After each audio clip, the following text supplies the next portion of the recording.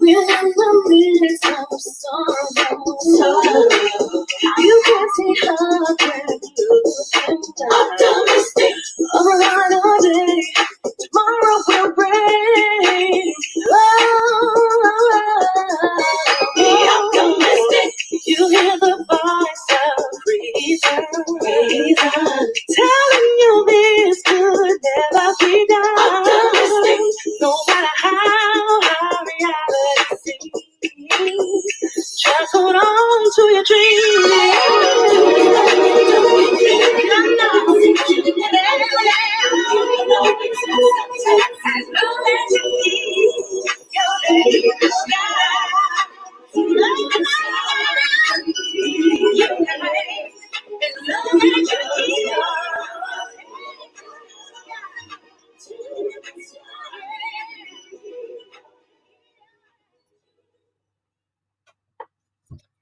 Good morning, good afternoon, or good evening. Welcome to tonight's show.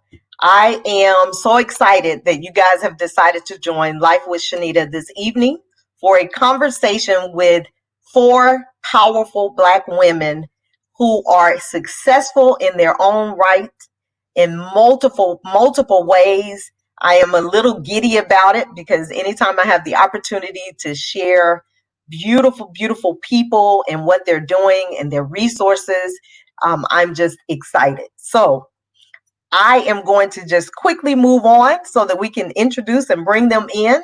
So before we do that, I just want to remind you guys to like and share the broadcast.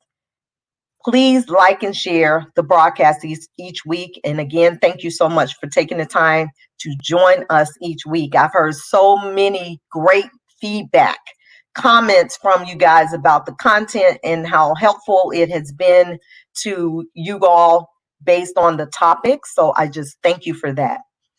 Life with Shenita's ultimate goal is to see people overcome life's obstacles and to decide to live a vibrant life despite what they've gone through or will go through or have gone through. Is your house in order? Is always going to be at the top of the list because I want to make sure that we're thinking about getting our affairs in order before the inevitable happens or our health declines, that we are really thinking about it from the top to the bottom and everything in between. So thank you again for being here. And again, tonight, we're going to share some amazing stories with some amazing women. We had 5 women scheduled to be here tonight, but one due to work was unable to join us. And we want to just send a shout out to Miss Chandra Hambrick. We thank you for your willingness to be here. We understand how duty calls and your inability to do so. So without further delay, I am going to introduce our special guests to you all tonight and bring them in for our conversation. And I am going to bring in Miss Kieria McCants White. Good evening. How are you? Wonderful. And I am going to introduce Miss LaTanya F. Moore, Esquire. Good evening. Hi. Thank you for having me, Shenita. Glad to have you here. I am going to bring in Ms. Zykia Whittle, Assistant Principal. Good evening, everyone. Good evening. So glad to have you guys here. And last but certainly not least, Ms. Fonnie Willis, attorney and Democratic candidate for District Attorney for Fulton County. Hey, so happy to be here. Yes, thank you. Thank you. We have a CPA. We have the honor of having 2 attorneys, actually, and we have an assistant principal. So we have some amazing, powerful women sitting here in front of you guys tonight that are going to share some amazing stories, resources, and just their heart. So I am grateful to have each and every one of you guys here and honored that you took the time out to join me. And so, because we're going to talk about your journey, we're going to get started. And I'm going to ask you guys to introduce yourselves to the audience. And we can start with Miss White. All right, good evening again. My name is Kiera McCants White. I am 27 years old, happily married. I just celebrated my 1-year anniversary this past May. I attended and graduated from Louisiana State University and received my bachelor and master's degrees both in accounting.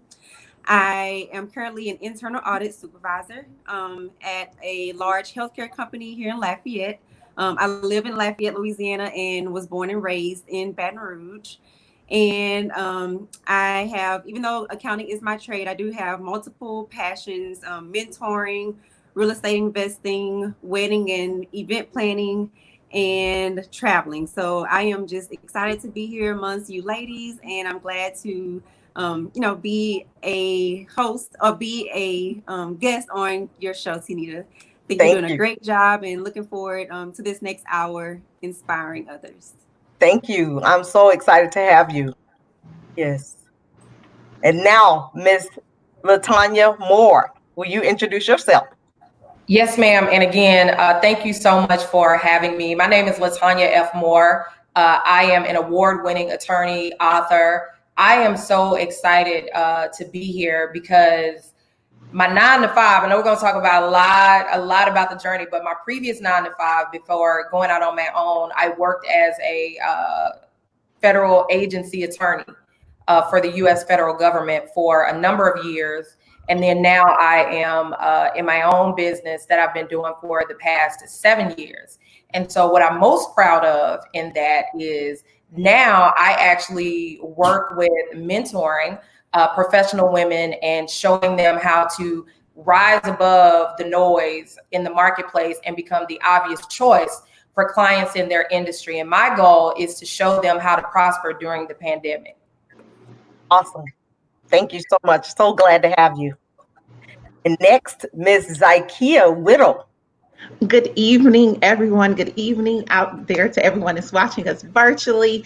I am Zykia Whittle. I am a born and raised native of Atlanta, Georgia. I am proud to be a Georgia peach. I graduated from Frederick Douglass High School. Then I pursued my undergraduate degree at Florida A&M. Oh, I'm sorry. Let me say that again. The illustrious Florida A&M University in Tallahassee, Florida.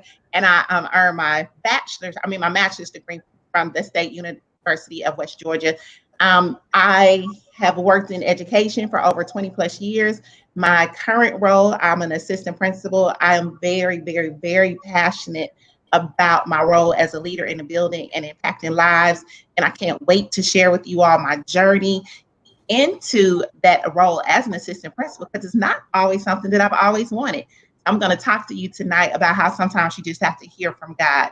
And also, my name is Zykia. It starts with a Z. I have a zest for life. So I also currently own a lifestyle brand On a Living Spree. I just celebrated my 1-year anniversary in July, and I'm having an anniversary surprise for everyone that I will share with you later on this evening. I'm very happy to be here, and I can't wait to share my journey and to listen to the journey of the other phenomenal ladies on this show tonight. And thank you for the invite, Shenita. My pleasure. Thank you for being here. And last but certainly not least, Miss Fonnie Willis. Hey, Shenita. Hi, ladies. I am really, really, really excited to be here amongst you. Miss White, you made me feel a little bit old. My name is Fonnie Willis. I am a graduate of Howard University, for that girl over there. I went to Emory Law School, which is what brought me to Atlanta in 1993. I've been a practicing lawyer for 24 years. I've had a chance to do everything from have my own business and be in private practice in the beginning to work for a city solicitor. I was an assistant district attorney and a deputy DA for 16 years. Then went out on my own and had the honor of being named the chief judge for my city. We're going to talk about God's calling. Was at a really, really kind of calm place in life. My babies are 20 and 22 years old. And so I had gotten to a calm place, and God called me for the journey that I'm on right now, which I am running to be the first female district attorney of Fulton County. I am #1 in a runoff August the 11th. Awesome. And I am just so excited to talk about how sometimes you have to listen to God's calling and what it takes to get to where I'm at and where I'm going. Awesome. I am so excited to have you ladies. And I want to roll Miss Tanya Moore's information at the bottom of the screen, as well as Miss Kiera White's information. So I want to make sure that I got so caught up listening that I forgot to put the ticklers there. So I am just really giddy to have you ladies here and to share your stories with the audience, and because you guys bring so much to this platform, and I am so excited to share resources and information, and I know you guys will inspire someone. So with that being said, let's get started with the first question. I want you guys to share with us briefly, what did you have to give up to reach your goal, the destination where you are right now? Let's start with Ms. Fonnie Willis. What did you have to give up? Was there anything that you had to give up on this journey to pursue this goal where you are today, or where you're, aiming to be as a first female district attorney for Fulton County? Excellence requires sacrifice. And so anyone that tells you they get to a place of success without sacrifice is probably not being 100% honest with you if they're going to have a sustained success, not kind of a fly by night, but really a sustained success.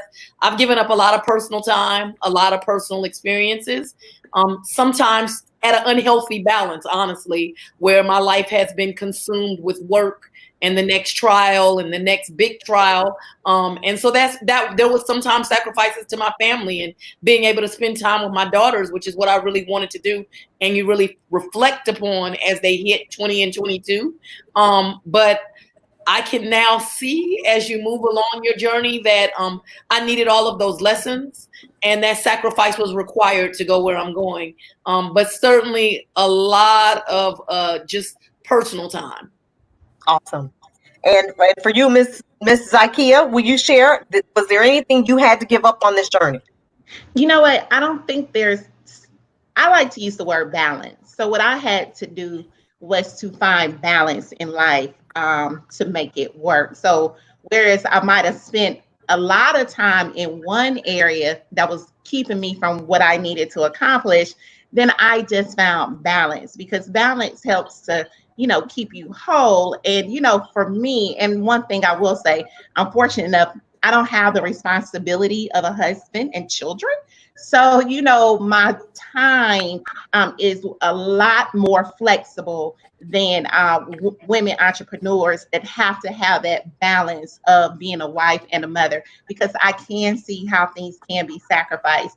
But for me, as a single woman, the only thing I really had to give up was fun. I just had to, I had to make a decision whether I was going to go and hang out with the girls, or I'm going to stay here, work on the plan and make the vision plain. So, that is the plus side of being single with no kids. So it was balance for me. And we're both Libras, so we have to have balance. We have to have balance, yes. And actually, Kiera is a Libra too. Yeah. So we have to have it. Yes. Yes. Fanny, we're outnumbered. I know. What's going on here? So balance is key. Balance is key. And so as we move along, Ms. Moore, was there anything that you had to give up on this journey? Whew. Yeah.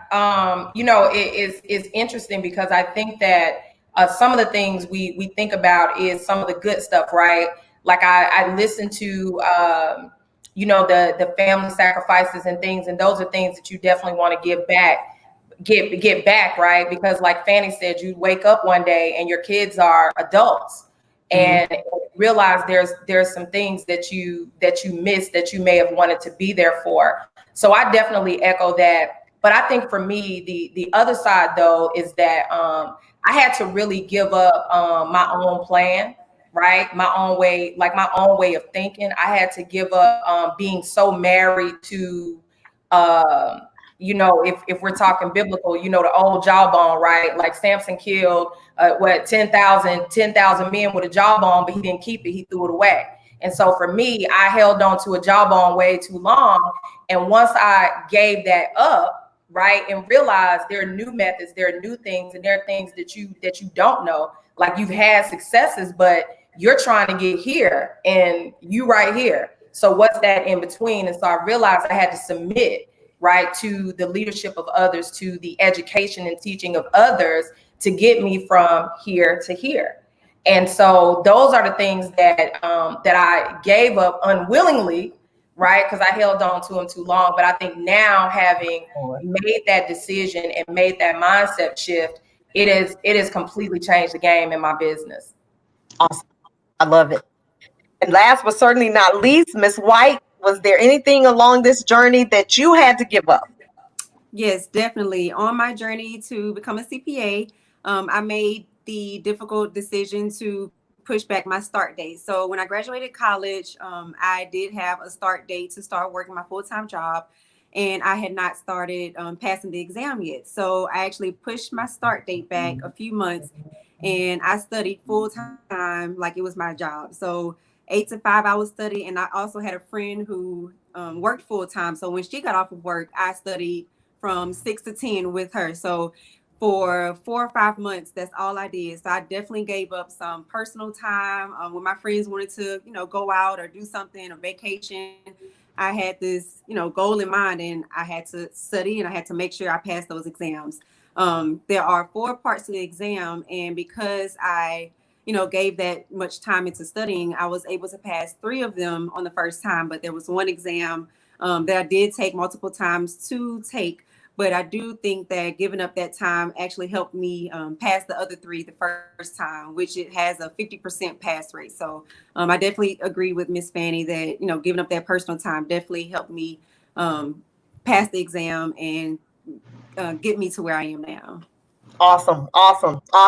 And so just to continue the conversation, I want you guys to share with the audience, if you wrote down your goals at any point in life, whether it was as a child, as a teen, as a college student, did you write down your goals? As Habakkuk 2:3 says, then the Lord answered me and said, write the vision and make it plain on tablets, that he may run who reads it. For the vision is yet for an appointed time, but at the end it will speak and it will not lie.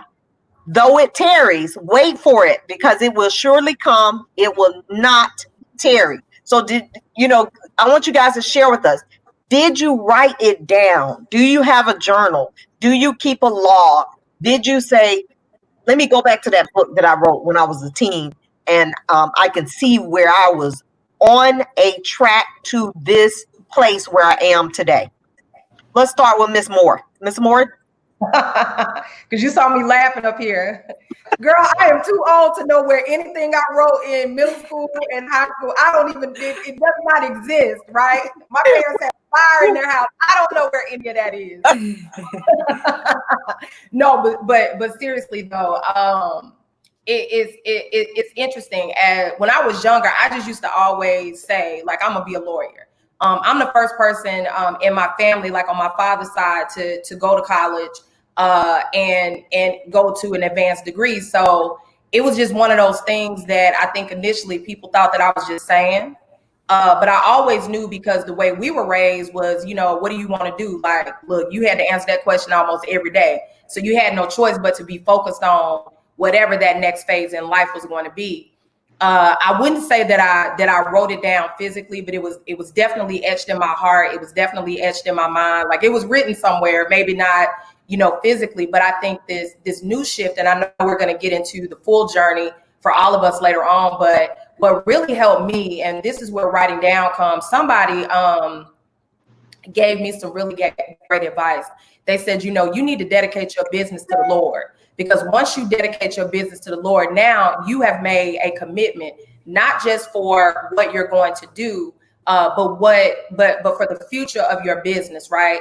And so what I did, just as a quick tool, I started researching baby dedications. right? And I started thinking about, well, what is it that symbolic, right? Your business is your baby. And so because it's, that's what everybody says, your business is your baby. And I started looking at the flow of baby dedications and the things that the parents have to commit to, right, with their business. And so I just created and crafted something around that. The other thing that I did is I actually looked at and really studied the story of Hannah, who is Samuel's mother, right? And everybody who is familiar with the story knows that she begged God for a baby, right? She was barren and she begged God to birth a man child with the promise that after, he got up of size, she would dedicate this baby to him.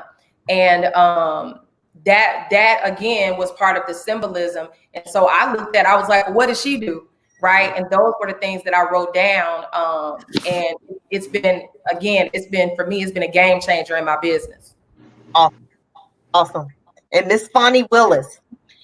So it's interesting. When I was younger, in my 20s, I never wrote down the entire plan because I don't think I could see the entire plan. But I've always been very, very organized in the sense of I'm going to be this by 24. I'm going to do this by 30. And so I would write down annually, what did I want to achieve this year? Sometimes those things weren't very important things. They were, I want a new car, or I want to get new living room furniture, or I'd always have a financial goal and a goal where I wanted to go to in my career. And I would have that each year. But I think I would not be telling the truth if I said that was like, what was I going to be when I was almost 50, this age? It was more of what am I going to be within a year or within 5 years? But I think it's something very important to do. But one thing a brother taught me when I was in law school at Emory was he told me you have to envision where you're going to be. So you have to see yourself in that office that you're going to own, in that business. And so I have tried to do that often. But as I have gotten older now into my 40s, I very much write everything down. I don't know if I'm thinking I'm going to forget it or what, but I think I need to have the plan, and I see the importance of writing it down. And so even now, I'm not the elected DA, but I'm going to be because I'm walking on God's journey. Amen. I have written down the entire way that I want the office to be structured so that I can see it. I have people's names on paper. Girl, they don't even know their name is on the paper because I already know where they fit in the role of kind of changing this county and doing things. But Ms. Moore, you almost made me tear up when you were talking. And this is the reason. Early, and we'll get to kind of how I got here and the sacrifice that I had to make. But early when I had made this decision, somebody that I really respect as a religious leader, I would say my religious advisor, they told me that God came to them. And what they told them is if she will commit to giving Fulton County to me, I will give it for her to govern. And so that is why I started to tear up. And so early on, I typed this out, and it's always on my eyesight in my desk. Wow. Because I need to remember that is it's not for Fonnie to be the DA. That's not really what God cares about, Fonnie Willis being the DA, but he does care about bringing integrity back to that office. He does care about it being a godly office that treats people well. And so I look at those words daily, and I think that's what you're talking about writing on the tablet, that constant, concrete reminder. And so for me, this one piece of paper with this one paragraph, if I should get upset or if I've had a hard day, I have to remember it's not about me, that I am to get this office, to give it to him so that we can do things in a righteous way. And so, Ms. Moore, you stop saying stuff that's going to make me tear up, okay? Listen, it's okay to cry. Black women, we're bosses, but listen, we can shed some tears because we are destined for success, and I believe that this is our time. Right. Yes. And I thank you guys, and thank you for keeping that conversation going while I disappeared for a minute. So, Kiaria, will you share?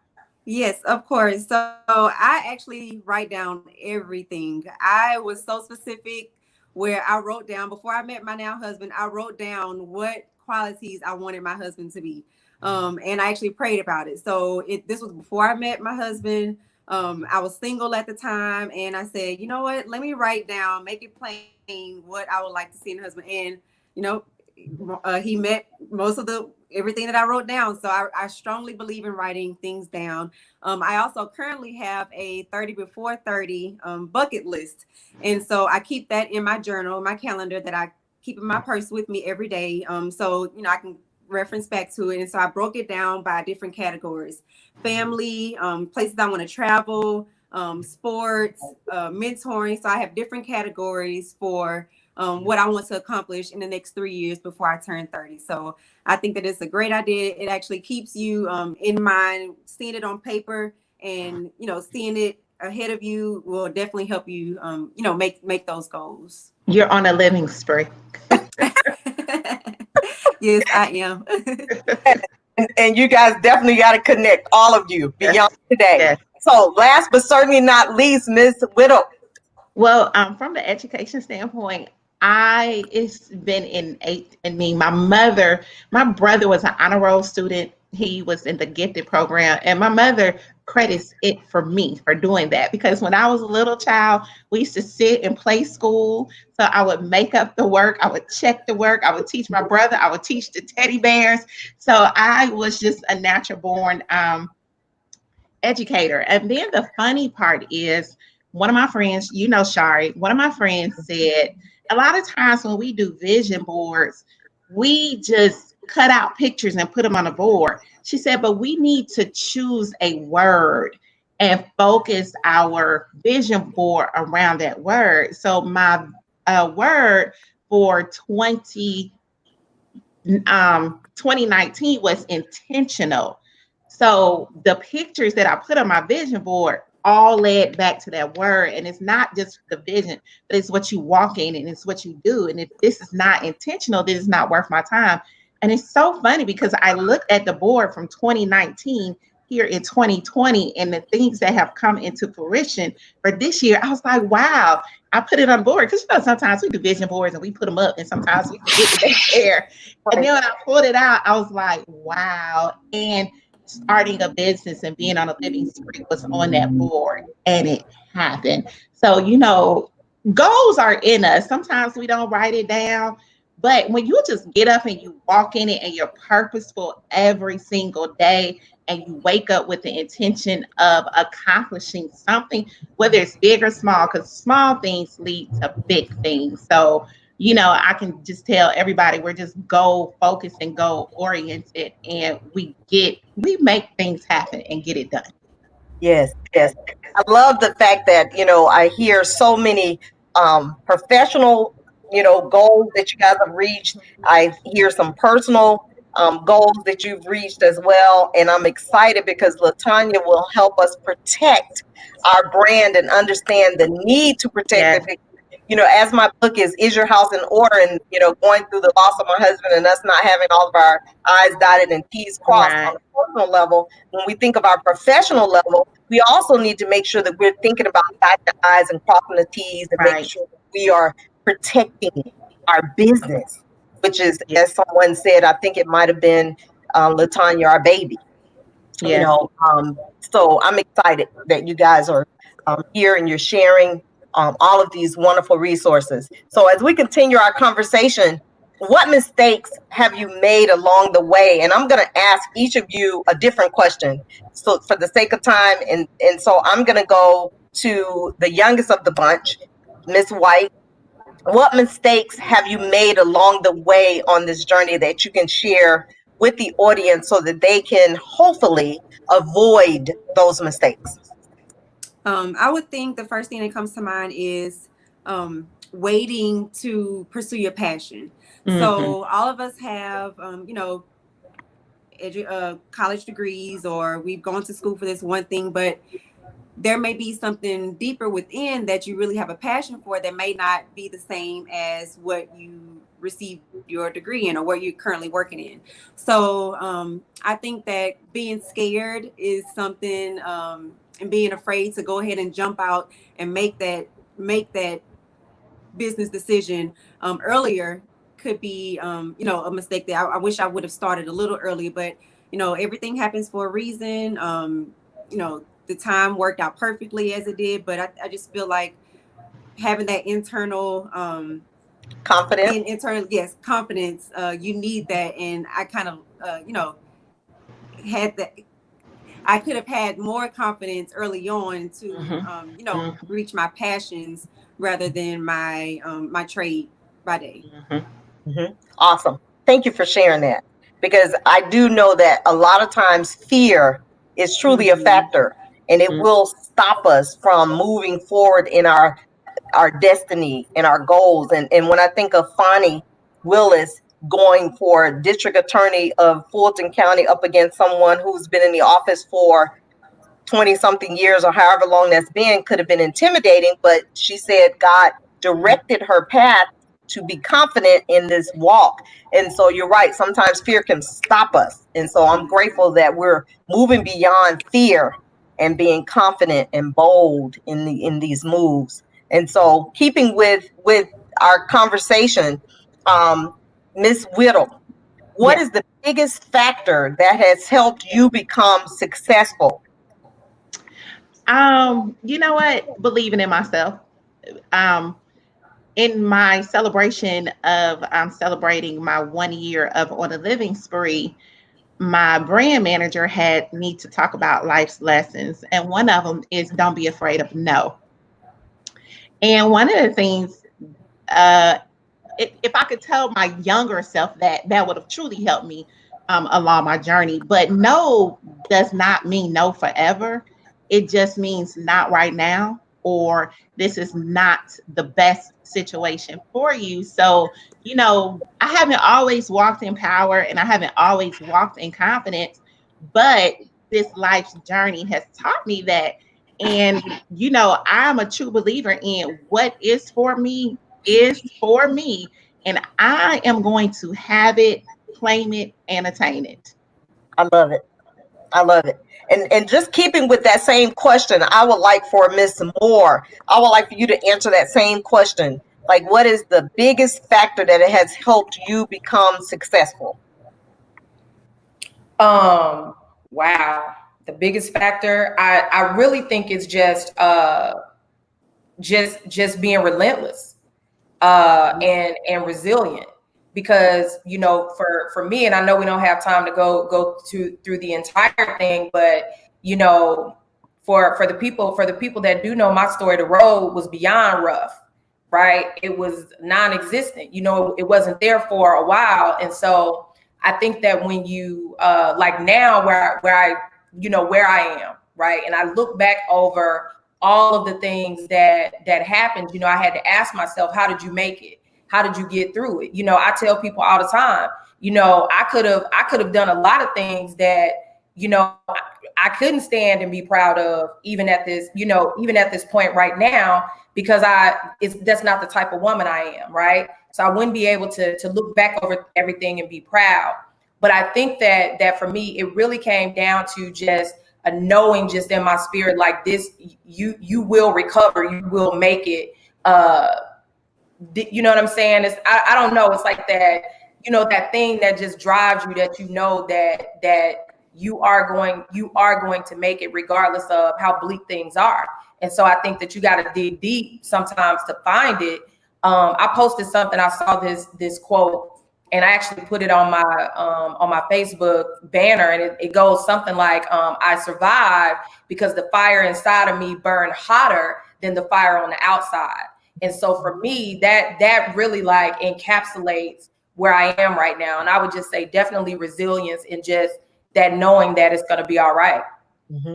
Absolutely. Because I agree. I don't think that I would be where I am today if I had not been resilient, relentless, optimistic, because as you said, there's some things about on our journey that could have taken us out.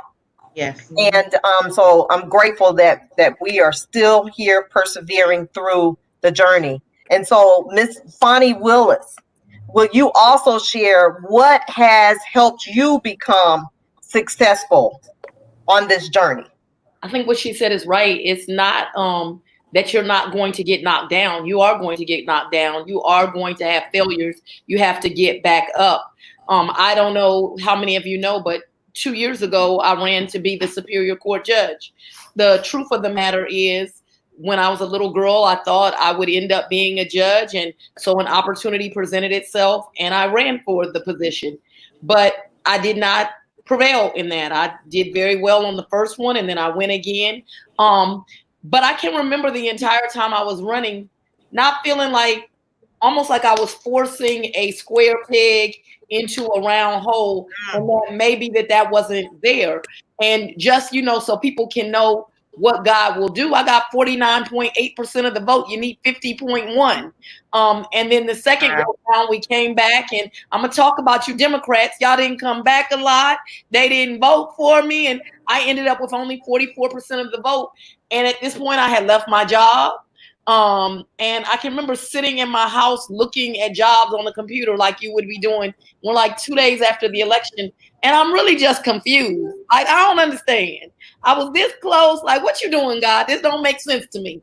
But I remember a very quiet moment, and people would say nasty, ugly, ugly things. Even in this race, they say really, really nasty things to you, not realizing you're human and you have feelings. And I can remember getting like a couple of nasty messages, and it's 3 days after the election, and I'm sitting there, and it was probably the beginning of a very important growth for me, because I just prayed and said, God, I do not understand. I'm not sure why you did this, but I trust you. And whatever it is you want me to do, take me there.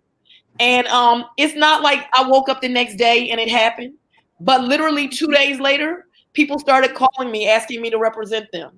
Then the Judicial Qualifications Commission, which is the branch of government that prosecutes judges, called me and said, hey, we need an excellent prosecutor. Will you do this? It's an honor. Only 1 or 2 lawyers have had in the state, and certainly not but one other person of color that was a woman. So this amazing opportunity came. And within very few months, the mayor of my city said, I need a chief judge. Would you be the chief judge where you could hire some other judges and they could work for you? Just amazing opportunity. My practice started to get people that were esteemed people, just the kind of people that you want in your practice. And things just started to go well. And we'll talk about how you put all that down and do this. That's a different story. But the reality is, once you begin to trust him, once you begin to believe he has greater for you, he will open some doors. And I don't want to say like I am so holier than thou. I was talking to him last night. Hey, why are you letting him do this? but why? But we talk, and we talk every day. And it's not the formal what they taught you in church prayer. It's like real live conversations. Like, I'm happy with this, so I want to talk about this. Or I have this desire in my heart. It might not be what you desire for me. Squash that for me, please, so I could stop wanting to go that route, or show me the route. And so I would just say that the road just has to, you can't do it alone. And once you get out your own way and start talking to him, he'll take you where you need to go. But as long as you're relying on yourself only, I don't think you're destined for success. I think you're destined for failure. And your story is a perfect example of don't be afraid of no. No just means that it's what wasn't for you, and something greater came out of your no. Like, people think no is a bad thing. No is not a bad thing, because God can always have something greater on the other side of that door. You couldn't see it, but he knew it was there, and he knew it was coming. Right. So don't be afraid of no. That's it. And my mother taught me that as a young child, and I get teased a lot about that because I ask everything, and I'm not afraid of a no. And I'll just keep moving and keep moving. Somebody eventually will say yes. Even if they say no, it is their prerogative, and it's okay. And I'm not mad at you. It's just not, and I love what Fonnie said about the relationship that she has with God and the conversation, because that's how it is for me. It is just down home conversation. It's me and him. He knows me, so he knows all about us. So we don't have to be perfect. We don't have to put on airs. We can just be us, and he loves us just the way we are, because he created us. So I just absolutely love that. No formality, none, zero. So as we continue this conversation, let's talk about superpowers or spirit animals that we can relate to. For you, Zykia, what would that be if you had to say, I have a spirit animal or a superpower? What would it look like? What is that for you? To be honest, my superpower is my personality. I truly don't meet a stranger, and I've been like that since I was a child. My mother said that I would talk to every stranger I saw. And you know what? It's funny because I'll do that now. I was in New York going to visit my brother for the first time, and I had to take the train to his apartment. And I was telling my parents that I was talking to people on the train. It was like, you don't do that in New York City. Like, no, you sit on the train and you keep your mouth closed. But I never meet a stranger, but the strength in my personality is that, especially being in a leadership role, that I make people feel comfortable with doing jobs that I ask them to do. Or, even with talking about being on a living spree, people understand it, they get it. I mean, I really don't meet a stranger, and I really do get along with everyone. But a part of that is being a Libra. Libra are people. So, but my personality is my superpower. I I love love who it. I am, and the people that surround me just love being in my presence. But I give off good pheromones, and I just believe in seeing good in all. So, it just goes back to loving life. It's just, and if you gonna mess up my aura, then you can't be in my presence. Right, right.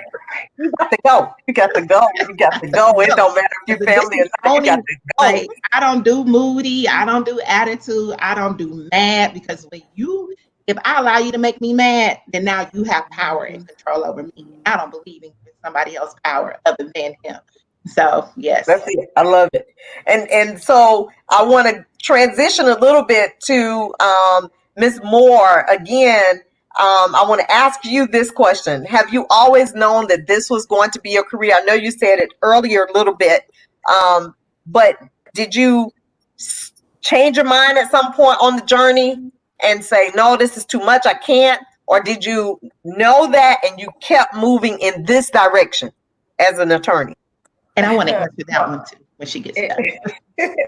I'm gonna tell you what just a funny story about that. To directly answer your question, I always just kept pushing in that direction. Like I had to figure out, well, if I want to be a lawyer, what do I have to do? Because like I mentioned earlier, like no one in my immediate family, had gone to college and definitely was not a lawyer. So I didn't exactly know what that looked like. And so my hope was that, I could go straight from high school into just being a lawyer, right? Or just, I could just go into learn that and I could skip the rest of it. So that was really my plan until it was just like, no, girl, and you got to go to undergrad, right? Mm-hmm. So quite frankly, that is the only reason I went to undergrad, which now is so absurd because how big of a risk is that, right? What if you didn't get in anywhere? Right. So, but my first year of law school, and I know Fanny can definitely identify with this. It's so crazy that first year, right? It's like you have no clue what is going on in the It's miserable, girl. Just tell them it's miserable. Yeah, like it is complete utter hell. And I clearly remember, my mom kind of hate when I tell this story, so she probably watching, so I'm gonna tell it. I remember calling home, crying and talking to my mom, like, listen, this is crazy. Like, I can't do this, And so she's telling me, well, baby, look, you got your degree. I mean, nobody's telling you that you got to go to law school and be a lawyer. So she's saying all this stuff. And I hear my dad in the background. And he's like, who is that? Who are you talking to? Give me that phone. So he gets on the phone and he tells me, listen, you there, you started, you gonna finish, you can't come home. And he hung up. And let me tell you, that is the best thing he could have ever done. Because let me tell you, as my mom was talking, I was packing my bags like, yes, they told me I could come home. And so to answer your question, did I want to quit? I don't think I wanted to quit. I just think that it had just gotten so hard and I didn't have anybody to call that I could talk to. Because my only friend was in it with crying with me, right? In that could understand what was going on. And so that was really that time. But that hanging up in my face, and I knew I couldn't go home. I said, well, I gotta fight through it, right? I gotta suck it up and I gotta move on. And that's what happened. Awesome. And I know, Zakia, you wanted to say something, piggyback off of that before I go to Yes. Kiaria. Yes. So, I said earlier I would share my journey. I said that I knew that I always wanted to be a teacher. But when I was getting my master's degree, my mother said to me, she says, Zakia, don't get your degree in elementary education because you'll always pigeonhole yourself. So I went on to get my degree in leadership, but I never had the desire to be a leader. And so I was at my elementary school for 10 years. I did 5 years as an EIP lead teacher and 5 years as an instructional coach. And I was going into my 6th year and they switched up the role of the instructional coach. So my beloved school where I have been 10 years, going into my 11th year, they said, Zakia, we need for you to move. We have redesigned the role and we're going to move you to these 3 other schools. Like you called your mother crying. I called my mother crying. I was like, I had to leave the meeting. I was devastated. I was like, oh my God, I've been at Rivers Edge for 10 years and they telling me that I have to go to these schools and like distraught. Like people called me after the meeting. And then so one of the young ladies that was an instructional coach, she was like, well, Zakia, she was like, if you want to go back to Rivers Edge, she was like, I'll switch with you and you can go back. And I said, you know what? It is time for me to grow and go. So in me going to those 3 schools, and mind you, I never wanted to be a leader. I stepped in that building of West Clayton Elementary School one day as an instructional coach. And I heard God say to me, you're needed here. And you're supposed to be a leader here. Now, mind you, they have an assistant principal there. And I was going to joke with her and say, girl, go get your own school so I can be the AP here. I never said it. Something happened. She was not there anymore. And at the end of the year, they gave us teacher contracts. And I told my district boss, I said, listen, I don't go backwards. I said, I've been an instructional coach for 6 years. I can't go backwards and be a teacher. That's just not who I am. I always believe in going forward. And I was like, and I want to be the assistant principal at West Clayton Elementary School. He was like, well, if that 5% chance happens that the role position becomes available because they could have placed someone there, it was like, go for it. I did not heavily pursue any other jobs because I know I had the teacher contract. I knew that I was supposed to be the assistant principal at West Clayton Elementary School. I interviewed for the job. I got the job. But the biggest lesson that I learned out of that was God had to move me in order to move me. Because if I would have stayed at my own will where he didn't want me anymore, then I would not be in the position that I'm in now. So I say to people, when you think it looks a certain type of way, just move and trust in God, because once again, you don't know what's going to turn around that corner. And when I say I'm so happy and I love my job and making an impact, not in my school, but within my community, this is bigger than me. And I'm just here doing God's will. I love it. Y'all gonna make me just jump up and scream. So Kiaria, I want you to share 3 attributes that you feel a person would need to be successful on this journey. You guys have all reached some level of success, some multiple levels of success. What are 3 attributes you feel a person would need to become successful? I would say perseverance, discipline, and adaptation. So you can adapt to different situations. So perseverance, not giving up. I know some goals are very lengthy. Becoming a CPA was a very long and hard process. So I did not give up once I knew that I didn't pass one of the parts. Not only one time, but 2 times. I had to retake it for the 3rd time. I would also say a discipline. So when you have something in mind, making sure that you are following your steps to get there is very important, and being able to adapt. There are some things you may have everything written down on paper, but some things may happen that you just can't avoid. So I think being able to adapt to situations can definitely help you, reach your goals, and just know that everything isn't going to be peaches and cream. There are going to be some things that come your way that you may not expect. but being able to adapt to that situation, change your mindset on, okay, this is the road that I need to go on now. Then you can continue on that path. And one of the things that I just have to say about you is you were an only child growing up with your parents, but you were one of the most obedient children that I've ever seen to their parents. And I always think about that. I mean, you never ever gave your parents issues, and when you went off to college, both your parents went to HBCU, but you said, I am not going to a HBCU. And so you kind of went your own path, to LSU versus to Southern University. But, I want young people who are watching this to really think about reverence to their parents and being obedient on this journey called life and this journey to success, because it matters.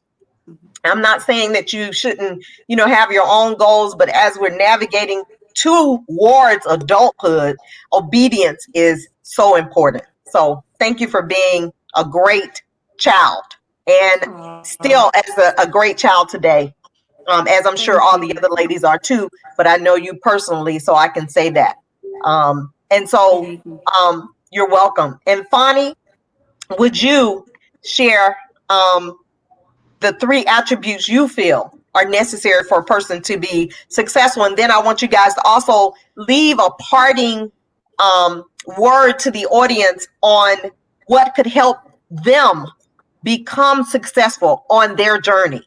So as we prepare to close out, when Fonnie answers this last question about the 3 attributes, I want you guys to think about what you can share with the audience to help them become successful on their journey.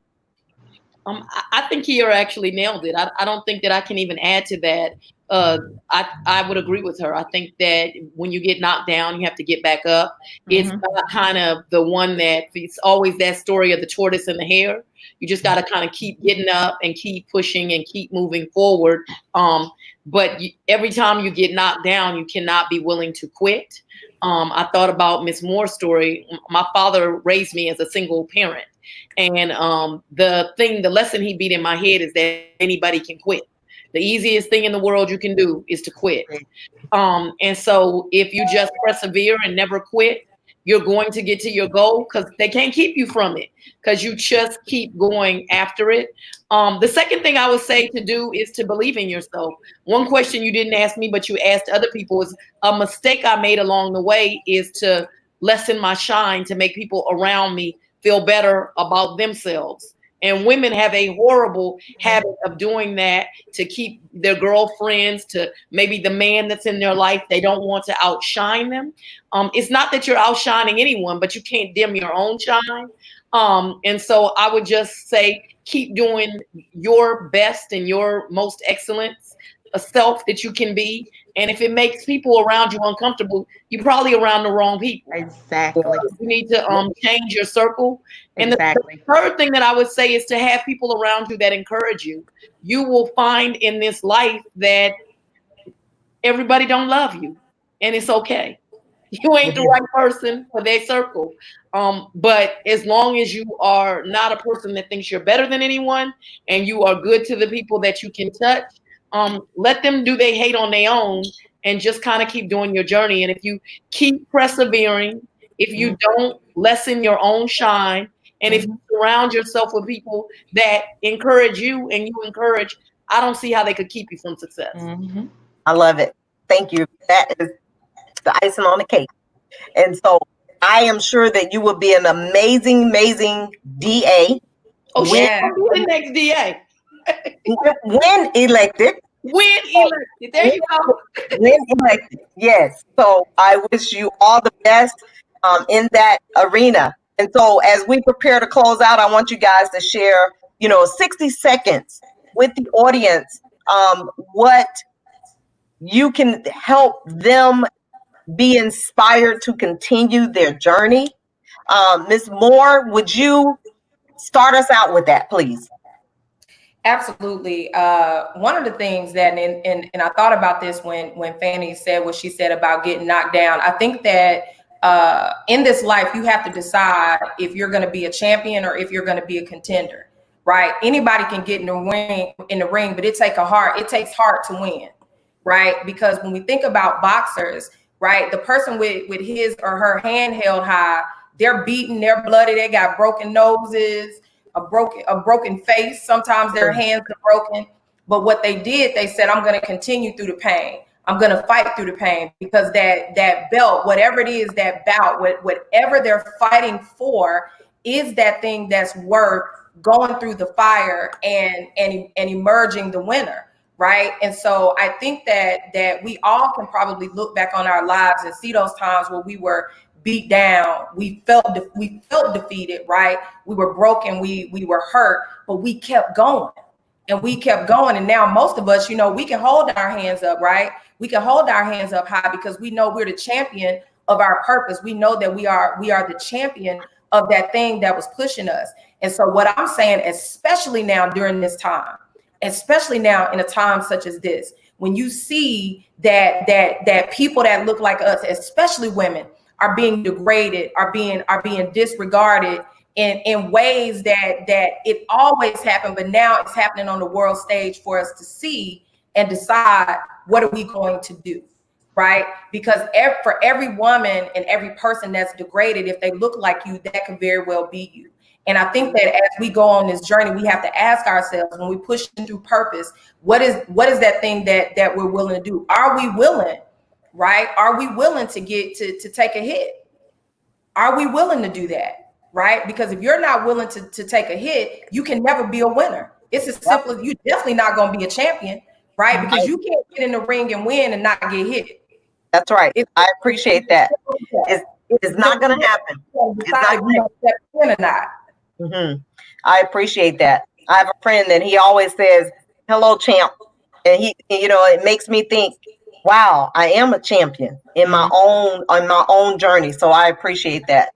So, Kiaria, would you share some inspiration with the audience? Yes, I'll be quick. This is something that my dad used to tell me every day, taking me to school: learn all you can all you learn. So that still sticks with me to this day. And on that, I will say, and you're never too young or too old to have a mentor. So I actually have a mentor. She's also a friend of mine, but she's in the same field as I am. So when I have questions or I need, professional advice as well as personal advice, I do go to her, and I learn all that I can from her. And I also give back. So I'm a big sister with big brother, big sister. And my mentee and we talk about professional, personal, everything you can think of. So I want to make sure, I'm getting that knowledge above me, and also giving back, someone younger than me, so she can learn all she can and can all she learn. Yep, from this AKA. Okay. And Miss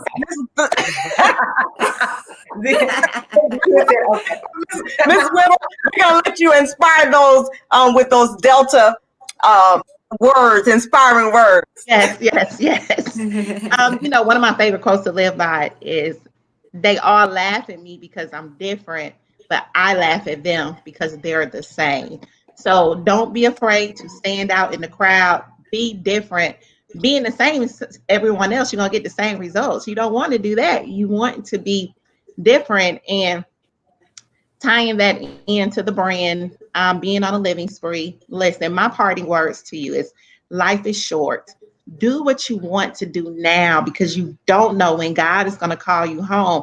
Don't put that dream off for another year. Do it now. Make the plan now. If you want to start a business, start. If you want to lose weight, start. If you want to go back to school, start. The only thing you can do is start. So I want you to live, and being on a living spree is whatever excites you about life. Wake up every day and be excited. Is life perfect? No, but I always say, if life give you lemons, make a lemon drop martini. Hey. I love it. And I like those, by the way. And last but certainly not least, Miss Fonnie Willis, will you share some inspiration with the audience? I would just say, believe in yourself and don't quit. No matter what happens, just don't quit. Keep moving forward, and just believe in yourself. Don't think that that goal or that dream was put there by yourself. God puts those seeds in us. He knows long before you know what the journey is, what it's going to be. And so once he puts that desire in your heart, do everything you can to achieve it. Awesome. I am so honored to have spent this hour with you ladies. And I look forward to the relationship that is built from this union right here, and the partnerships and the business and the support that you guys will gain from this broadcast. And so I thank you all from the bottom of my heart for sharing your heart and your talents, your resources, and just I wish you the best, nothing but the best in your election, Miss Willis, in your business, Miss Whittle, in your business, Miss White and Miss Moore, nothing but the best. And you guys are some powerful Black women that shine bright. And so thank you guys for being here this evening. And I'll see you guys at the top. Amen. Thank you, amen, for Thank you having for us. having Thank us. you. Thank you. You guys have a Thank, wonderful evening. thank you. It was You great. too. Thank Thank you. you. Bye. Bye bye.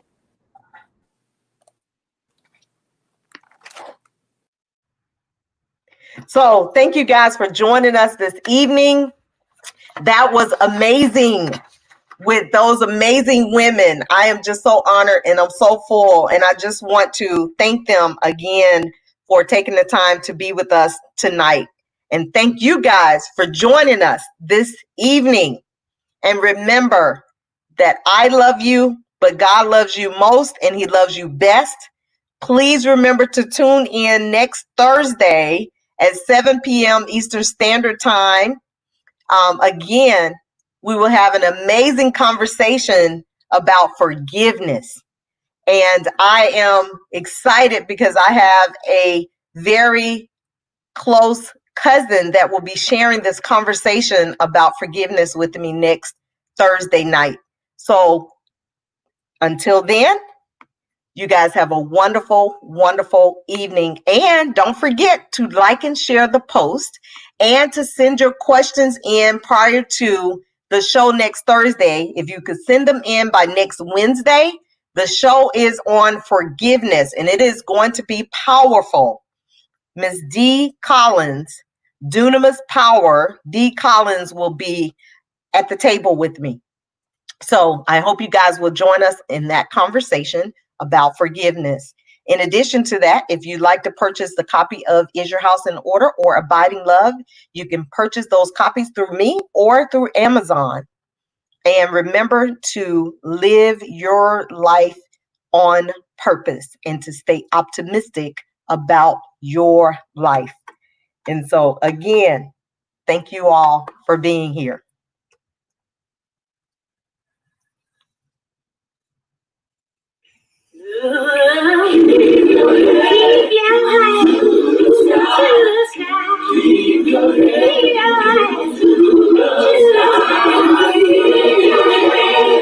As long as you feel your head in the sky,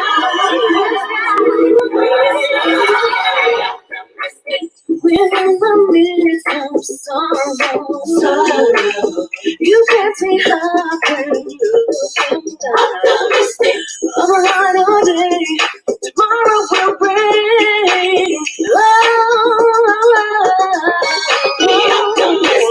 You hear the voice of reason telling you this could never be done.